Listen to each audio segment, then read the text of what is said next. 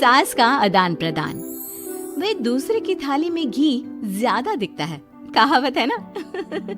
तो उसी कहावत से प्रेरित होकर ये कहानी सुने। मीरा अपनी सहेली सीमा से कहती है, क्या रे सीमा, तेरे जैसी सास भगवान सबको दे। कोई रोक टोक नहीं, कोई बोलियां नहीं, आराम से रहती है और आराम से रहने देती है। एक मेरी सास है। माना कोई रोक टोक नहीं है, लेकिन दूसरी कई परेशानियां हैं जो मेरी सास के साथ है, तू नहीं समझेगी। चल अच्छा रखती हूँ, ननद आई है, उसकी खातिरदारी करनी है। मीरा सीमा की सास से काफी इम्प्रेस रहती है। फिर एक दिन सीमा मीरा के घर किसी काम से जाती है। मीरा की सास कहती है, हाँ भाई सीमा, क्या करने आई है? घर में कोई काम धाम नहीं है क्या? सीमा को तो शौक लगता है, ऐसे कोई कैसे बोल सकता है। आंटी, मैं कौन सा कुछ लेने आई हूँ, देने ही तो आई हूँ। ये अचार बनाया था। तभी मीरा आ जाती है। अरे तू अचार लाई है? तेरी सास ने कुछ कहा नहीं? यहाँ मेरे घर पर तो सामान सड़ जाए, लेकिन मेरी सास मजाल है किसी को चवन्नी भी देने दे।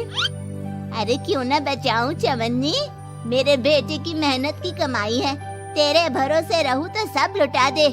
अब ले ले अचार उससे और दफा कर। मीरा सीमा से अचार लेकर उसे बाहर तक छोड़ने जाती है। अरे यार, तेरी सास तो बहुत अच्छी है। क्या बात कर रही है? कितनी तो बेइज्जती करती तेरी, लेकिन फिर भी तुझे मेरी सास अच्छी लगी। मेरे घर आजा कभी, मेरी सास को देखेगी ना तब पता चलेगा। अरे इससे ज्यादा बुरा क्या हो सकता है। जरूर आऊंगी मैं तेरे घर, लेकिन मैं कुछ लेकर नहीं आ सकती। हाँ, देख रही है ना मेरी सास का हाल। हाँ हाँ, कुछ न लाना, मैं तो कहती हूँ खाली झोला ले आना बस। सीमा चली जाती है। फिर क्या, दोनों अपने काम में लग जाती हैं। लेकिन एक रोज न जाने क्या होता है, मीरा सीमा के घर आती है।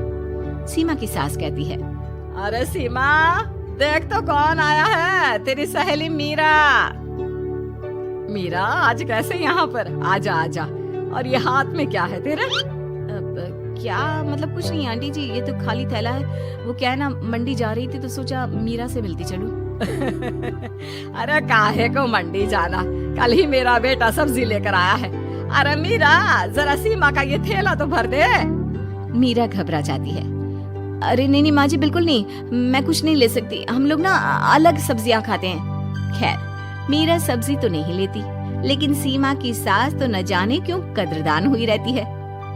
अरे मीरा, जरा चिकन मटन बना ले, तेरी सहेली आई है।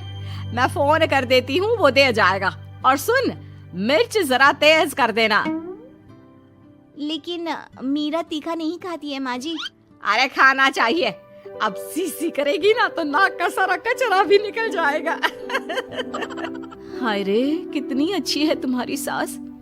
हाँ, तभी आसपास के सारे यहाँ खड़े हो जाते हैं सुबह से ही। अभी 2 मिनट रुक ना, खुद पता चल जाएगा। तभी पड़ोसन आती है। अरे बहन जी, चाय का वक्त हो गया, सोचा चली आऊं आपके घर। अरे क्यों नहीं क्यों नहीं, वो क्या है ना, बहू की सहेली आई है तो चिकन बन रहा है, वो भी लेती जाना। मैं जरा ज्यादा ऑर्डर कर देती हूँ। और हाँ बहू, पकोड़े भी तल ले चाय के साथ। जा जा मीरा बेटी, सीमा की मदद कर दे जरा। मीरा सीमा के पास किचन में जाती है, जहाँ सीमा सास को कोस रही होती है। घर में कितनी मुश्किल से सब्जी और राशन आता है, लेकिन ये नहीं समझेंगी। अरे पिछले महीने भी 2 बार राशन लाना पड़ा था, लेकिन ये है कि सच्ची यार, फिर भी तू लकी है। तेरी सास कम से कम मेरी सास की तरह तो नहीं है। मीरा कुछ देर रहकर वहाँ से चली जाती है। दोनों बहुएं किसी तरह सास के साथ दिन काट रही थी कि एक दिन सीमा कहती है, नहीं नहीं माँ जी, बस करिए, तंग आ गई हूँ मैं आपसे। मैं अब आपके साथ नहीं रह सकती। एक बार, बस एक बार आप मेरी सहेली मीरा की सास की तरह बनकर देखिए। अरे कितनी अच्छी इंसान है वो, कितना सोचती है घर के लिए। दूसरी तरफ मीरा, माँ जी कैसी हैं आप? कुछ तो सोचा करिए, समाज नाम की भी कोई चीज होती है। बस एक बार मेरी सहेली सीमा की सास की तरह बनकर देखिए। अरे कैसे जी जाती है जिंदगी, उन्हीं से पता चलेगा। दोनों की सास को आता है गुस्सा। अरे भाई, कोई छोटे बच्चे तो है नहीं जो किसी के साथ तुलना कर दे और वो कुछ ना कहे। मीरा की सास कहती है, मुझे तो सीमा के पास ही छोड़ा।